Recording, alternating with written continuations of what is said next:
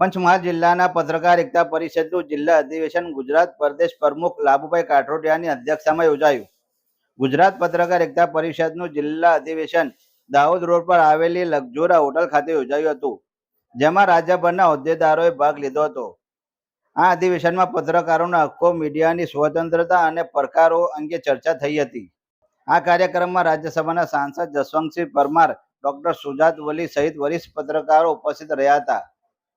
આજનું અધિવેશન પત્રકારોના હક્કો માટે એક મહત્વપૂર્ણ પગલું છે. અમે સરકાર સાથે મળીને પત્રકારોની સુરક્ષા અને સુવિધાઓ માટે નીતિ ઘડવા માંગીએ છીએ, તેમ લાભુભાઈ કાઠોડિયાએ જણાવ્યું હતું.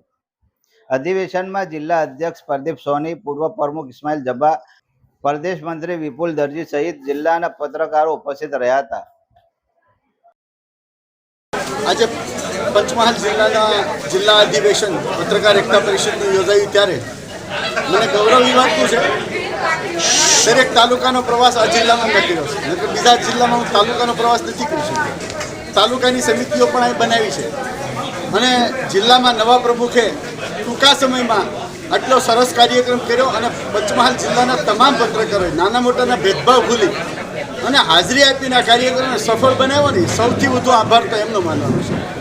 આજના કાર્યક્રમને સફળ બનાવવા માટે જેમણે બીડું ઝડપ્યું હતું, અમને ઓછામાં ઓછી તકલીફ આપ્યા વિના એમણે કાર્યક્રમને આખો ક્રિએટ કરી દીધો એવા જિલ્લાના પ્રમુખ પ્રદીપભાઈ, પૂર્વ પ્રમુખ ભાઈ ઇસ્માઇલભાઈ, શ્યામલભાઈ અને આખી એમની ટીમ રાતને દિવસ જોઈને કામ કરી અને કાર્યક્રમને સફળ બનાવ્યો છે. દાતાઓએ પણ, રાજકીય આગેવાનોએ પણ, રાજ્યસભાના સભ્યોએ પણ આર્થિક સહયોગ આપી કોઈ ભોજનના દાતા બન્યા છે, કોઈ ગિફ્ટના દાતા બન્યા છે અને પત્રકારોને સન્માનિત કરવાનું કામ કર્યું છે. અન્ન ભેળા અને મન ભેળા સંદેશને સાર્થક કર્યો છે, ત્યારે સૌનો આભાર વ્યક્ત કરું છું. પત્રકારો આખા ગુજરાતમાં એક થાય, એક મંચ ઉપર આવીને પોતાની વાત રજૂ કરશે તો ચોક્કસ હું માનું છું ત્યાં સુધી પત્રકારની સમસ્યાઓ હળવી થશે, એના ઉકેલ પણ આવશે. કોઈ સમસ્યાઓ એવી નથી જેનો કાયમી ઉકેલ ન હોય. ઉકેલ આવે વહેલા મોડું થાય, પણ ધીરજ રાખી આપણે બધાએ સંગઠિત રહેવું પડે અને સંગઠિત થશું તો જ આપણો અવાજ બુલંદ બનશે અને પત્રકારોનો અવાજ બુલંદ બનશે ત્યારે ચોક્કસ હું માનીશ પત્રકારો સુખી અને સંપન્ન થઈ શકશે.